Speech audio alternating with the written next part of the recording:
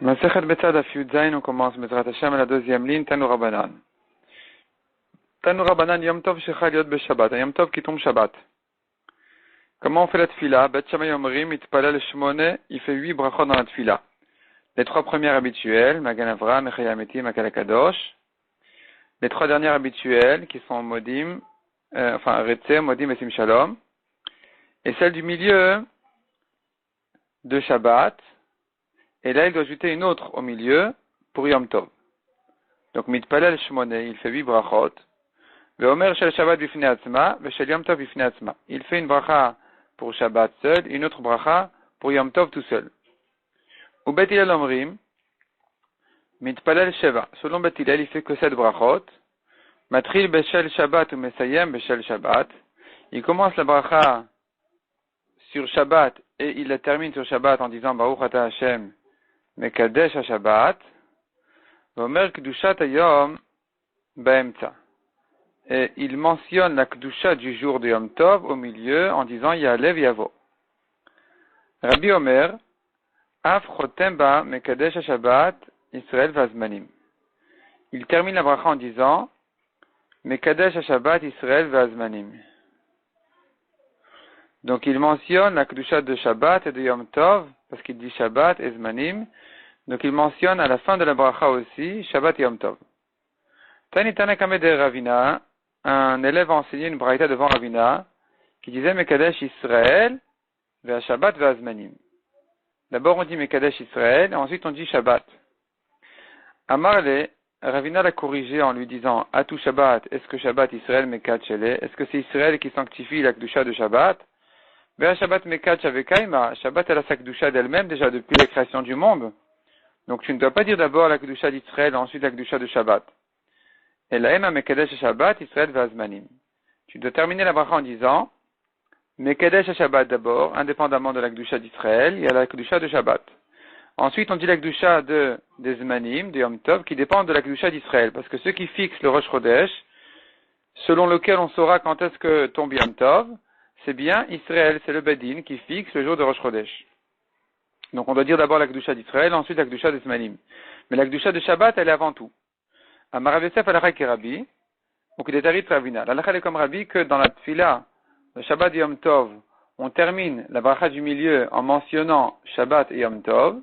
On dit Baruch Ata Hashem Mekadesh, à Shabbat, Israël Vazmanim, comme ce que Ravina a expliqué, que d'abord on dit Shabbat et ensuite on dit Israël Vazmanim. Ou Kedetarit Ravina, comme ce que Ravina a expliqué. Tanu Rabbanan. Shabbat Shechal Yod Rosh Chodesh. Shabbat qui est tombé en Rosh Chodesh, au Becholosh al Moed ou au milieu de Chol HaMoed. Arvit Veshachit ou Mincha, Mitpalel et Sheva. Pour Arvit, Shachit et Mincha, il fait une amida de Shabbat habituelle, 7 brachot, les 3 premières habituelles, les 3 dernières habituelles, et là, au milieu celle de Shabbat.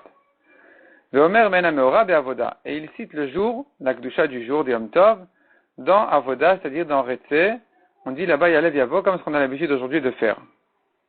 S'il n'a pas dit Yalev Yavo, il reprend la tfila. Rabbi Eliezer Omer Beoda, Rabbi Eliezer dit que on doit citer Yalev Yavo dans Modim. Comme ce qu'on fait pour Alanissim, on fait pareil pour Yalev Yavo. Ou Bemoussafin, comment il fait la tfila de Moussaf? Matril Beshel Shabbat ou Mesayem Beshel Shabbat. Il commence par la Kedusha de Shabbat. Donc on dit Vatitelanu Hashem Elokeinu et Yom HaShabbat Hazeh. Et on termine par Baruch Ata Hashem Mekadesh HaShabbat. Ve'omer Kedushat Hayom Ba'emtza. Et il mentionne la Kedusha de Yom Tov au milieu. C'est ce qu'on fait en disant, on dit dans la tfila de Shalosh Regalim, on commence par Shabbat Vatitelanu Hashem Elokeinu et Yom HaShabbat Hazeh. Ensuite on mentionne la Kedusha du jour, Ve'et Yom Chag HaSukkot Hazeh, par exemple. Et on termine par la Kedusha de Shabbat, Baruch Ata Hashem Mekadesh HaShabbat. Ou bien, comme ce qu'on a vu en haut, la Lachaele Mekadesh HaShabbat V'Yisraël V'Azmanim. Rabban Shimon ben Gamliel, Rabbi Ishmael ben Oshel Rabbi Yochanan ben Broka Omrim. Eux, Rabban Shimon et Rabbi Ishmael, ils disent, Kol Makom Shezukak le Sheva, chaque fois que nous avons 7 brachot de Hamida, quand il s'agit de Shabbat et Yom Tov en même temps, eh bien, Matril Beshel Shabbat ou Mesayem Beshel Shabbat, il commence la bracha du milieu par Shabbat et il la termine par Baruch Ata Hashem Mekadesh HaShabbat. Même pour Arvit Shachit et Mincha, L'Omer Gdushat Hayom Be'emta. Et il mentionne la Gdusha du jour au milieu de la bracha centrale. Donc c'est pas qu'on dit Yalev Yavo dans Retse, comme ce que nous avons l'habitude de faire. Selon eux, on doit dire dans la bracha du milieu, je parle bien de Shabbat, pas de Yom Tov, de Chol HaMoed et de Rosh Chodesh. Donc tu dis, Yom Rosh Chodesh Hazeh, etc., etc. Et à la fin tu dis Mekadesh Shabbat. On n'a pas l'habitude de faire comme ça. Nous, on mentionne, pendant Shabbat de Rosh Chodesh et de Chol HaMoed, on mentionne la Kedusha du jour, que dans Retse, dans Yalev Yavo, quand on fait Arvit, Shachrit et Mincha, c'est une fila de Shabbat habituelle dans laquelle on intercale le Yalev Yavo dans Retse. Et eux, ils disent pas comme ça. Ils disent de mentionner la Kedusha du jour dans la bracha centrale. Amar Ravuna en alacha koto azug. Alacha n'est pas comme eux, parce que pour Arvit, Shachrit et Mincha, d'un Shabbat de Rosh Chodesh ou Chol HaMoed, pas Yom Tov, on fait une fila habituelle de Shabbat, complètement, sauf que on ajoute Yalev Yavo dans Retse. Donc c'est pas qu'on intercale le Yalev Yavo ou la Kedusha du jour dans la bracha centrale, on la rentre dans Retse. Amarav Ria Barashi Amarav. On reprend maintenant la lacha de Rouvet Tavshilin et Rouvet Trumin, le Rouv de Yom Tov. Donc, Maniach Adam et Rouvet Trumin mi Yom Tov lachavero. Ici, il s'agit d'abord pas de Rouv Tavshilin, on commence par Rouv Trumin. Et Rouv Trumin, on rappelle, quelqu'un qui veut marcher en dehors de la ville, plus que 2000 amot, il a une promenade à faire plus qu'un quart d'heure en dehors de la ville, plus que, je sais pas, 10 minutes, un quart d'heure, ça dépend de sa manière de marcher. Peut-être un peu plus même, ça dépend s'il marche lentement. En tout cas, 2000 amot en dehors de la ville, il veut les dépasser. Pour les dépasser, il peut laisser un Eruv Trumin. Trumin, c'est la limite. Le Eruv, c'est un pain qu'il laisse en chemin là-bas avant la limite, et il se fixe son habitation à l'endroit de ce pain pour ce Shabbat. J'habite à l'endroit de mon pain et pas dans ma maison. Et donc, puisque j'habite là-bas, j'ai le droit à 2000 amot tout autour de ce pain-là, donc je peux marcher encore 2000 amot plus loin. Ça, c'est le Eruv Trumin. Maintenant, il a 2 jours de Yom Tov. Et il veut marcher le deuxième jour de Yom Tov loin. Il a une Brit Mila, il devait marcher là-bas encore 2000 amot, par exemple. Et il a oublié de laisser son Eruv Trumin avant Yom Tov. Qu'est-ce qu'il fait maintenant? On est le premier jour de Yom Tov, le deuxième jour de Yom Tov, il doit arriver très loin. Comment il fait? Donc, Maniach Adam Eruvet Trumin mi Yom Tov lachavero. Il peut laisser un Eruv Trumin d'un Yom Tov sur l'autre, ou maintenant, et il fait un Tnaï. C'est-à-dire, il dit comme ça. Nous sommes aujourd'hui le premier jour de Sukkot. Demain, le deuxième jour de Sukkot, je dois marcher en dehors du Troum. Aujourd'hui, le premier jour de Sukkot, normalement, c'est Yom Tov. Si c'est Yom Tov, je ne peux pas faire de Eruv Trumin pendant Yom Tov. Je dois le faire avant Yom Tov. Mais en fait, si aujourd'hui c'est Yom Tov, demain, c'est pas Yom Tov. Parce que c'est soit le premier jour, soit le deuxième jour. Nous, on fait les 2 jours en route Laaretz mi-safek. Mais en réalité, ce n'est qu'un safek si c'est le premier ou le deuxième. Donc il dit comme ça. Si aujourd'hui c'est Yom Tov, je ne fais pas de Eruv Trumin aujourd'hui en plein Yom Tov. Mais j'en ai pas besoin non plus demain, parce que demain c'est Chol. Si demain c'est Yom Tov, aujourd'hui c'est Chol, et donc je laisse mon Eruv Trumin. Et donc il pose son pain, et il fait ce tnaï en disant, j'acquis mon habitation à l'endroit du pain, aujourd'hui, si aujourd'hui c'est Chol et demain c'est Yom Tov, de manière à ce que demain je puisse marcher plus loin que le Troum. Si aujourd'hui c'est Yom Tov, alors demain j'ai pas besoin de mon Eruv, je ne le fais pas d'ailleurs, demain ça c'est considéré comme un jour de Chol, pendant lequel je peux dépasser le Troum. Et donc c'est permis, ce système-là est permis. Amar Rava, pareil pour Eruv Tavshilin, Maniach Adam Eruvet Tavshilin Yom Tov lachavero. Ou matne, il a un Yom Tov, jeudi, vendredi, et ensuite Shabbat. Il aurait dû laisser son Eruv Tavshilin mercredi. Il a oublié. Il se trouve maintenant jeudi, il ne sait pas quoi faire. Eh bien, il a la même solution. Il peut laisser son Eruv Tavshilin jeudi, et il dit comme ça.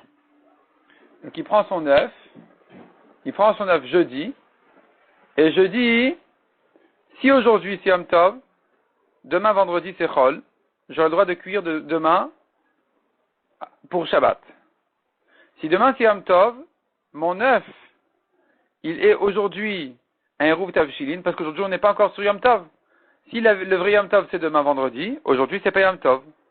Donc je peux laisser un Eruv Tavshilin. Donc il laisse un héros tavshilin d'un jour sur l'autre, ou maintenant il fait un tnaï, une condition sur son héros. Man damar hérouvet troumin, celui qui a dit que cette condition-là, ce tnaï-là, il est valable pour hérouv troumin, kol sheken hérouvet tavshilin. Qu'elle va remettre que c'est valable pour hérouv tavshilin. C'est-à-dire, si déjà pour les hérouv troumin on peut faire cette solution, de laisser d'un jour sur l'autre, alors on peut évidemment la faire aussi pour hérouvet tavshilin. Ouman damar hérouvet tavshilin. Mais celui qui a parlé de hérouv tavshilin, il a permis que pour hérouv tavshilin et pas hérouv troumin. Pourquoi? Avec hérouvet troumin, lo, maïtama.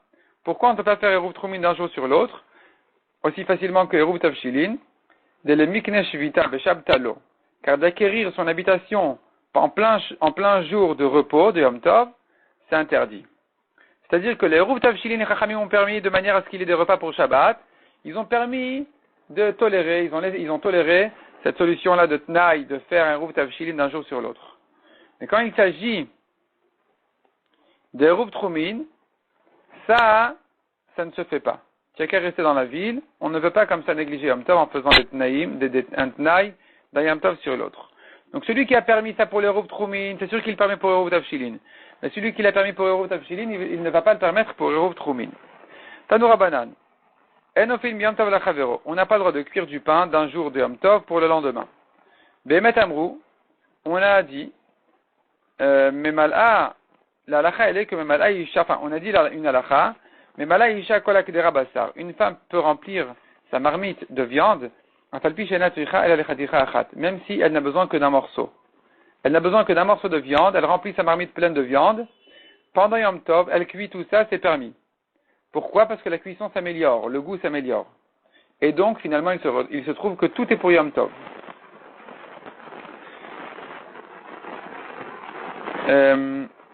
Non, ici, la Gemara ne tient pas encore comme ça. Je me corrige un peu. Ici, c'est parce que c'est la même occupation, c'est la même fatigue, c'est la même cuisson, tout se fait en même temps, donc c'est permis. Mais Malen Artom Chavit Shel Maim, le boulanger, il se remplit un tonneau entier d'eau, même s'il n'a besoin que d'une cruche. Il peut remplir un tonneau, malgré que le reste sera pour après Yom Tov, pour le deuxième Yom Tov, ou autre chose, c'est permis. Avale Fot et Noofé, et la Machitarichlo. Mais pour cuire le pain, le boulanger ne peut cuire que le pain qu'il a besoin pour Yom Tov et pas pour le lendemain. Pour le même Yom Tov et pas pour le lendemain. Rabbi Shimon ben Elazar Omer, mais Malaïcha kol atanur pat, ipne shapat nefa yafe, bisman shatanur malé. Rabbi Shimon ben Elazar, il vient avec une nouvelle svara, un nouveau raisonnement, il dit, une femme peut remplir son four entier de pain, donc mais Malaïcha, une femme remplit kol atanur pat, le four entier de pain, parce que le pain, il cuit bien, mieux, bisman shatanur malé, quand le four est rempli. Et donc la cuisson maintenant des autres pains, elle est nécessaire pour Yom Tov, elle est utile pour Yom Tov même. Donc c'est permis. Amarava alakha ki Rabbi Shimon ben Elazar. L'alakha elle est comme lui, qui permet d'ajouter des pains qui ne sont pas pour Yom Tov, puisque finalement la cuisson va s'améliorer sur les pains de Yom Tov. Ibaya une nouvelle question. Michel Eniach hérouvet tavshilin. Un homme qui n'a pas fait son hérouvet tavshilin, il ne peut pas cuire de Yom Tov à Shabbat. Hu ne'esar, vekimcho ne'esar. Donc lui n'a pas le droit de faire de cuisiner pour Shabbat. Mais est-ce que sa farine aussi, elle est interdite? Odil ma'u ne'esar ven kimcho ne'esar. Ou bien lui, il n'a pas le droit de travailler pour Shabbat, mais sa farine, elle est permise. Les ma'inat kamina, quelle importance? La knuya kimcho la'acherim. La nafkamina sera, la différence sera entre les deux svarot, elle sera, est-ce qu'il a le droit d'acquérir sa farine à d'autres personnes pour que les autres, ils aillent lui cuire du pain avec sa farine. Et la question est à savoir, est-ce que c'est permis ou pas? Si tu dis, la personne qui n'a pas fait son hérouv tavshilin, il n'a pas le droit de travailler pour Shabbat et sa farine, elle est aussi interdite, alors il ne peut pas donner sa farine à son voisin pour lui cuire du pain pour Shabbat. Il sera obligé de lui acquérir sa farine. Il doit dire à son voisin, prends cette farine en cadeau. C'est à toi. Et d'ailleurs, sache que j'ai pas de pain pour Shabbat parce que j'ai pas fait mon hérouv tavshilin. Et son voisin lui dit, merci beaucoup pour la farine.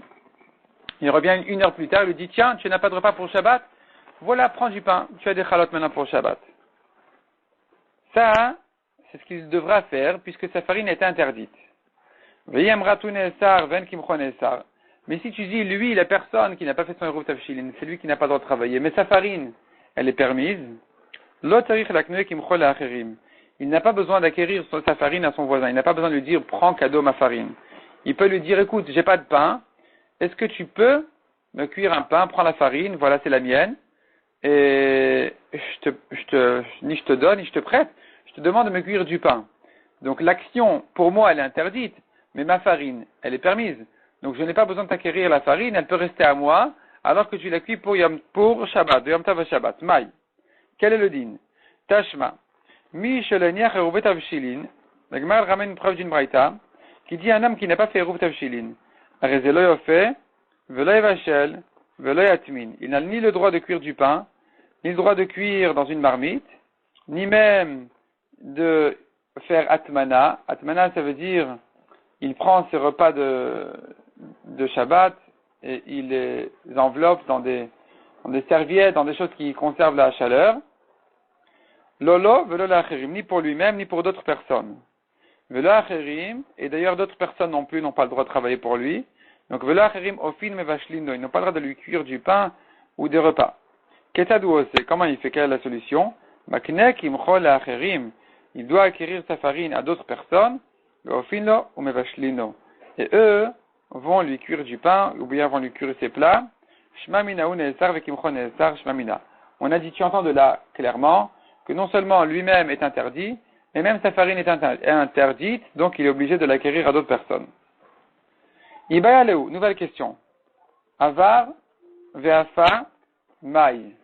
Avar, il a fait la Avira. Veafa, et il a cuit Yom Tov Shabbat. Maï, quel est le din? Tashma, Mishelo Eniach Eruvet Avshilin. Ketadou un homme qui n'a pas laissé son Eruv Tavshilin. Un homme qui n'a pas laissé son Eruv Tavshilin, comment il fait? Maknek imcho le'acherim. Il acquiert sa farine à d'autres personnes, ve'acherim ofinom vashlinon, on vient de voir, et les autres, ils peuvent lui cuire du pain, des repas. Demande à Gemara, on tourne la page. Ve'ita, et si vraiment, comme on a dit, pas comme on a dit, si vraiment tu penses que s'il a cuit, c'est kasher, litne avar ve'afa, moutar, on aurait dû dire encore une solution. Quelqu'un qui a cuit sans Eruv Tavshilin, Bediavad, c'est permis, il a le droit de profiter de son repas. Donc pourquoi est-ce qu'on a parlé que d'un cas, d'une solution où quelqu'un d'autre lui a cuit? On aurait pu trouver le cas où lui-même a cuit, et ce qu'il a fait, Bediavad, est permis. Amar Ravadabar Matna, répond la Gemara, on n'a pas de preuve d'ici. Tana, takanta de teraktane. Le Tana n'a cité que des solutions permises. Takanta de isur aloktane. Des solutions interdites, il ne les a pas enseignées. Tashma, viens et écoute. Mi sheniach eruvet avshilin. Areze, ofe ou mevashel ou matmin. Celui qui a laissé un eruv avshilin, il a préparé son eruv avshilin, il a le droit de cuire du pain, de cuire des repas et d'envelopper d'enfouir son repas de Yom Tov pour conserver la chaleur. Veim ratza le'echol et eruvo. S'il veut manger son eruv avshilin, a reshut biado, il a le droit de le faire. Mais, et c'est que après qu'il a cuit pour Shabbat. Achalo achelo afa, s'il a mangé son eruv tavshilin avant de cuire son pain de Shabbat, ou bien achelo itmin, ou bien avant d'enfouir ses marmites, areize, une fois qu'il a mangé son eruv tavshilin, il n'a plus le droit donc de préparer ce repas de Shabbat. Lo yofe, velo yevashel, velo yatmin, il n'a plus le droit ni de cuire son pain, ni de cuire ses repas, ni d'enfouir ses marmites. Lolo velo l'acherim, ni pour lui, ni pour d'autres personnes. Et d'autres personnes n'ont pas le droit non plus de lui préparer ce repas à lui-même. Aval mevashel le Yom Tov. Il aura le droit par contre de cuire pour Yom Tov même. Le Yimotir, et s'il lui reste, au tir le Shabbat, il peut en profiter Shabbat. S'il en a laissé pour Shabbat. Ou bilvad shel yarim, à condition qu'il ne fasse pas une ruse. Il prend une double quantité, il dit je prends tout ça, je cuis tout ça pour Yom Tov. Et après il dit mais au fait il m'en reste trop. Alors bon c'est pas grave, je l'utiliserai Shabbat. Ce sont des restes de Yom Tov. Ça c'est interdit. Parce que c'est une ruse. C'est un harama. Veimerim assour. S'il a fait cette ruse-là, c'est interdit. Donc tu vois clairement que quelqu'un qui a fait Beissour, ses repas de Shabbat pendant Yom Tov sans laisser de route avshilin, c'est interdit. La Gemara repousse la preuve en disant Amar Avashi Harama ke Amrat. est-ce que tu parles d'un cas de ruse? Sha'ane harama. La harama, c'est différent des achmir ou barabanan, femi mezid. Les chachamim, ils sont plus stricts avec la harama. Quelqu'un qui fait semblant d'avoir besoin de ça pour Yom Tov, et il en laisse pour Shabbat, c'est plus grave aux yeux des chachamim que quelqu'un qui vient et qui, a priori, pas que c'est plus grave, mais les chachamim, ils sont plus stricts avec lui qu'avec quelqu'un qui est allé, et il a dit, je sais que c'est interdit, mais j'ai pas le choix, je suis obligé de cuire mes repas de Shabbat. Lui, on pourra plus facilement lui permettre ce repas, parce qu'il est conscient de sa bêtise, alors que l'autre qui fait semblant d'être gentil alors qu'il est méchant, il fait une ruse, il fait une grande marmite, il a besoin que de la moitié, ça, les chachamim, ils vont lui interdire plus facilement que à celui qui sait, qui est conscient qu'il est en train de faire quelque chose d'interdit. Celui-là, les chachamim peut-être vont lui permettre de profiter de ce qu'il a fait. Donc on n'a pas de preuve du cas de harama au cas de Mézid. Notre question reste, quelqu'un qui, Mézid, il a cuit du Yom Tov Shabbat sans Eruv Tavshilin, est-ce qu'il a le droit de profiter de ce repas, oui ou non? Rav Nachman bar Yitzchak Amar, Haman et Hananiaï. Comme qui va cette braïta? Comme Hanania, Valiba de Bet Shammai, selon Bet Shammai. Détail, Hanania Omer Bet Shammai Omrim. Hanania dit au nom de Bet Shammai. Enofin, Elaimken et Pat. On a le droit de cuire du pain du Yom Tov Shabbat que si il a laissé un Eruv Tavshilin de pain. Ven Mevashlin, Elaimken et Betavshil. Et il ne peut cuire un repas dans la marmite que si il a laissé un Eruv Tavshilin cuit. Pas du pain. Le pain, c'est bon pour faire du pain. L'œuf, c'est bon pour cuire, ou autre chose qui est cuite, on peut s'appuyer dessus, on peut compter sur ça pour cuire pour Yom Tov Shabbat.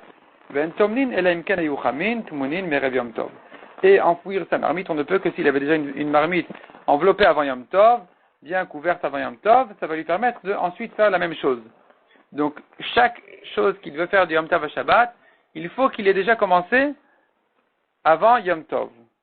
Ou Bet Hillel Omri, Bet Hillel ne sont pas d'accord avec ça, ils disent, mais Arev Betavshil Echad, il peut faire une seule cuisson de Eruv Tavshilin, il cuit par exemple sa pomme de terre, son œuf, avant Yom Tov, et avec ça, il peut faire ensuite tout ce qu'il veut, de Yom Tov à Shabbat. Après ça, il peut cuire même du pain, il peut faire atmana, tout ce qu'il veut, il peut faire. Donc nous avons ici une khumra spéciale de Hanania au nom de Bet Shammai, à propos des Eruv Tavshilin qui disent que je ne peux faire une préparation du Yom Tov à Shabbat que si j'ai commencé cette sorte de préparation avant Yom Tov. Et donc puisque tu vois que Hanania il est mahmir selon Bet Shammai, on pourra dire aussi que c'est lui qui est mahmir pour la harama, quelqu'un qui a cuit du Yom Tov à Shabbat, il a fait une ruse, ou bien même s'il a fait exprès, sans ruse, il a dit je cuis du Yom Tov à Shabbat, point, j'ai pas le choix, eh bien lui on va lui interdire d'en profiter. Mais qui dit que Bet Hillel vont aussi interdire? Bet Hillel n'ont pas de khumrot comme Bet Shammai sur Eruv Tavshilin, comme ce qu'on a vu. Bet Hillel ils disent, si j'ai fait une préparation d'avant Yom Tov à Shabbat, j'ai le droit de faire ensuite tout ce que je veux. Toutes sortes de préparations de Yom Tov à Shabbat. J'aurai le droit ensuite. Donc, selon Bet Hillel, peut-être qu'on va permettre aussi, si il a fait quand même, alors que c'est interdit, ses cuisines de Yom Tov à Shabbat, eh bien peut-être que Bediavad, on va lui permettre. Donc on n'a pas de preuve d'ici. Tashma, autre preuve. Ameaseh Perotav ve Shabbat, celui qui fait ses prélèvements de ses fruits pendant Shabbat alors que c'est interdit. On n'a pas le droit de faire ses prélèvements de Yom Tov, pas de Yom Tov, ses prélèvements de ses fruits en plein Shabbat. C'est une réparation. Beshogeg yochal. S'il ne savait pas que c'est interdit, il peut en profiter et manger les fruits. Bemezid lo yochal. S'il a fait consciemment que c'est interdit, il n'a pas le droit de profiter de son maaser, de ses prélèvements. Donc tu vois clairement que les chachamim ont interdit quelqu'un. Ils ont interdit quelqu'un qui a fait donc un issour comme celui-là. Les chachamim lui ont interdit d'en profiter. De même, quelqu'un qui a cuit du Yom Tov à Shabbat sans Eruv Tavshilin, on doit lui interdire. L'autre tzricha, répond la Gemara, deit le pere achine. Il a d'autres fruits, donc on n'a pas de raison de lui permettre de les manger pendant Shabbat. Il a qu'à manger autre chose. Mais celui qui n'a pas cuit ses repas de Shabbat, il les a cuits en plein Yom Tov sans Eruv, peut-être qu'on va lui permettre, parce qu'il n'a rien d'autre. Tashma, viens, écoute encore une preuve. Amatbil kelav be Shabbat. Celui qui trempe sa vaisselle au mikveh kelim pendant Shabbat, alors que c'est interdit parce que c'est, comme on a dit, c'est une réparation interdite pendant Shabbat. S'il a fait pendant Shabbat, Beshogeg ishtamesh ben, il savait pas que c'est interdit, il a le droit d'en profiter. Bemezid lo ishtamesh ben, il savait que c'est interdit, il n'a pas le droit d'en profiter. Chez nous aussi, quelqu'un qui sait que c'est interdit de cuire de Yom Tov à Shabbat, on va lui interdire. S'il a cuit quand même, on va lui interdire d'en profiter. L'autre, répond la Gemara, on n'a pas de preuve d'ici, de Hitler Manachrine, il a une autre vaisselle, et donc, tu peux lui interdire sa vaisselle qu'il a trempée pendant Shabbat, parce qu'il a qu'à utiliser l'ancienne. Inami Efshar Beshela, même s'il n'en a pas d'autre, il a qu'à demander à ses voisins, à ses amis, de lui prêter. Tandis que ce repas du Yom Tov à Shabbat, s'il ne se cuit pas ce repas du Yom Tov à Shabbat, d'où il va en trouver? Et donc, ici, on va lui permettre peut-être plus facilement, on n'a pas de preuve de là. Tashma, encore une preuve, Amevashel Beshabbat Beshogeg Yochal Bemezid le Yochal. Celui qui a cuit en plein Shabbat, il a cuit Beshogeg inconsciemment, Yochal, il a le droit de manger. Bemezid, consciemment, le Yochal, il n'a pas le droit de manger ce qu'il a cuit pendant Shabbat. Donc, on est en train de parler de quelqu'un qui n'aura pas de repas de Shabbat maintenant. Et pourtant, on lui a interdit. On lui a interdit de profiter. Répond la Gemara, Istoura de Shabbat Shane. L'interdiction de Shabbat est plus grave que la préparation du Yom Tov à Shabbat. Quelqu'un qui a cuit pendant Shabbat est tellement grave qu'on va lui interdire même s'il reste sans repas. Il voit que son chamin, il est en train de brûler, il ajoute de l'eau sur le feu, et il est en train de cuire l'eau. Donc là, s'il est conscient de l'interdiction, eh bien, on va lui interdire même s'il reste sans repas de Shabbat. Il n'y a rien à faire. Si maintenant, il s'agit d'une préparation de Yom Tov à Shabbat, c'est moins grave que cuire pendant Shabbat. C'est pas Minatora. Donc, ici, peut-être que les Chachamim vont lui permettre. La Gemara a laissé ça en question, elle n'a pas résolu la question de quelqu'un qui a cuit des Yom Tov à Shabbat alors qu'il n'a pas laissé de Eruv Tavshilin. La Gemara continue et ramène la marloquette de Bet Shammai et Bet Hillel, combien de plats il faut avoir cuit avant Yom Tov pour son Eruv Tavshilin, pour lui permettre de continuer à cuire des Yom Tov à Shabbat. Bet Shammai Omrim Shne Tavshilin. Bet Shammai disent deux cuissons d'avant Yom Tov. Matnitin de Loki Aitana, notre Mishnah ne va pas comme le Tana qui dit de Tanya Amar Rabbi Shimon ben Elazar, Modim Bet Shammai ou Bet Hillel, Al Shne Tavshilin Shetarich. Selon la Braïta, Rabbi Shimon ben Elazar, lui il dit que Bet Shammai et Bet Hillel sont d'accord qu'il faut 2 Tavshilin. Il faut avoir cuit 2 choses avant Yom Tov, aussi bien selon Bet Shammai que Bet Hillel. À la Manachleku, leur marloquette ne se rapporte que Aldag ou Betza chez Alav, le poisson avec l'œuf qui a été cassé dessus, et ils ont été cuits en même temps. Chez Bet Shammai Omrim Shne Tavshilin, selon Bet Shammai, il faut quand même 2 Tavshilin, ça c'est insuffisant, c'est considéré comme un seul. Ou Bet Hillel Omrim Tavshil Echad, Bet Hillel dit non, ça c'est suffisant, ce Tavshila il est bon. Cette cuisson elle est suffisante, tu peux continuer à cuire de Yom Tov à Shabbat. Donc ici, on est en train de voir que la marloquette, elle n'est pas sur le principe s'il faut un tavshil ou 2. Tout le monde est d'accord qu'il en faut 2. Alors que dans la Mishnah, on n'a dit pas comme ça. Dans la Mishnah, on a dit la marloquette, elle est ce qu'il faut un tavshil ou 2. Et tout le monde est d'accord pour l'œuf sur le poisson que c'est suffisant. Ici, on dit le contraire. Tout le monde est d'accord qu'il en faut 2. Mais la marloquette, elle est sur l'œuf sur le poisson, est-ce que c'est suffisant ou pas. Donc notre Mishnah ne va pas comme ce Tana. Veshavin, ils sont d'accord. Shimpirper Betza Venatan et Tochadag. Il avait déjà un œuf cuit et un poisson cuit. Il a ouvert le poisson, et il a émietté l'œuf dedans. Osherisek kaflutot Venatan et Tochadag. Ou bien il a écrasé des kaflutot, c'est une sorte de légumes, cuits, et il a mis dans le poisson. Shen Shne Tavshilin. C'est considéré comme 2 Tavshilin, et c'est bon selon tout le monde. Amar Rava ilcheta ketan adidan valiba de Bet Hillel. Rava tranche la halakha comme notre Tana de notre Mishnah, qui dit que la marloquette de Bet Shammai et Bet Hillel, elle est ici sur le principe s'il faut un tavshil ou 2. Et donc la halakha, elle est comme notre Tana, notre Mishnah, qui dit que selon Bet Hillel, il suffit d'un seul tavshil, et c'est comme ça la halakha, comme Bet Hillel. Donc on prend un œuf par exemple, un œuf est suffisant pour son eruv tavshilin. C'est pas la peine de prendre 2 espèces, 2 sortes. Achalo chez Avad, il a mangé son eruv tavshilin, ou il s'est perdu, il n'a plus le droit de cuire. De Yom Tov à Shabbat. Donc pendant Yom Tov, il a perdu son eruv tavshilin, il n'a pas le droit de continuer à cuire de Yom Tov à Shabbat. Amar Abaye, Naktinan, Itril Beisato, Abaye dit on tient la lacha. S'il a commencé à préparer sa pâte, alors qu'il avait son eruv tavshilin, Venecha l'eruvo, et au milieu de la préparation de la pâte, il y a un enfant qui est venu, il a mangé le eruv tavshilin, qu'est-ce qu'il fait maintenant? Gomer, il peut terminer de cuire sa pâte, il n'y a pas de problème. Puisqu'il a déjà commencé, il peut continuer. Mishnah suivante. Chal yot achara Shabbat. Si Yom Tov tombe dimanche. Yom Tov tombe dimanche et il doit tremper sa vaisselle, par exemple. Pour Yom Tov, qu'est-ce qu'il fait? Bet Shammai Omrim, matbilin et akol milifnei Shabbat. Il faut tout tremper avant Shabbat. L'homme qui veut se purifier et sa vaisselle aussi, tout doit être trempé avant Shabbat. On ne peut pas tremper ensuite. Ou Bet Hillel Omrim, quel est milifnei Shabbat? Selon Bet Hillel, la vaisselle ne se trempe qu'avant Shabbat. Ve'adam be Shabbat. Et l'homme pendant Shabbat. L'homme peut se tremper pendant Shabbat, il n'y a pas de problème. Il peut se purifier et se tremper pendant Shabbat selon Bet Hillel. Mais la vaisselle, interdit, il faut la faire avant Shabbat. Veshavin, ils sont d'accord qu'il y a des choses qu'on peut purifier et tremper pendant Shabbat. Comment ça? Shemashikin et Amaim, Bikle Even, Letaharan. On a le droit de mettre de l'eau dans des récipients en pierre et Mashikin et Amaim. C'est-à-dire, Rashi explique, voyons Rashi ici sur la première grande ligne. Au milieu de la ligne, Rashi dit, Veshavin shemashikin et Amaim, Mishiash lo maim yafin nishtot. Venitmeu, un homme qui a de l'eau bonne, et à boire, et c'est devenu tamé. Mais malemen kli even, il remplit un récipient en pierre de cette eau-là, venotnam bemikve maim meluchim, et il rentre tout ça dans un mikve d'eau salée, ad shemashik maim le maim, jusqu'à ce que l'eau du récipient touche l'eau de l'extérieur. Il se trouve que l'eau qui est dans le récipient est semée et attachée, comme semée dans la terre. Ici aussi, l'eau est semée dans l'eau, et ça s'attache à l'eau du mikvé, ou batle agabayou, ça s'annule dans l'eau du mikvé puisque ça s'est touché, donc c'est comme si ça faisait partie de l'eau du mikvé, vetaharu. Et que de cette manière-là, il a pu purifier son eau. Il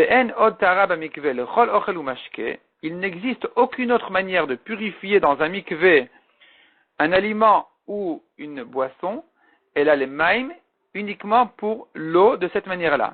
Vela betorat vila, et ça s'appelle pas qu'il a trempé son eau dans le mikvé, et la betorat zria, ça s'appelle qu'il a semé son eau dans l'eau du mikvé. C'est la seule manière de purifier son eau. Et de cette manière-là, c'est permis pendant Shabbat. Donc, mashikin et amaim. Mashikin, ça s'appelle hashaka, c'est l'eau qui touche l'eau du récipient qui touche l'eau de l'extérieur. Bikli even, quand l'eau se trouve dans un récipient en pierre qui ne reçoit pas de touma. Letaharan, pour les purifier, ça c'est permis. Avalo, matbilin, on n'a pas le droit de tremper. C'est-à-dire que si le récipient il est tamé, et qu'il doit être trempé, on n'aura pas le droit de purifier l'eau du récipient de cette manière-là, de manière à purifier au passage le récipient en même temps que l'eau. Ça, c'est interdit. C'est que si le récipient est tahor, ou comme on a dit, un récipient en pierre qui ne reçoit pas de touma, qu'on peut purifier l'eau de cette manière-là, mais pas le récipient en même temps. Ou matbilin migav legav, ou michabura lechabura.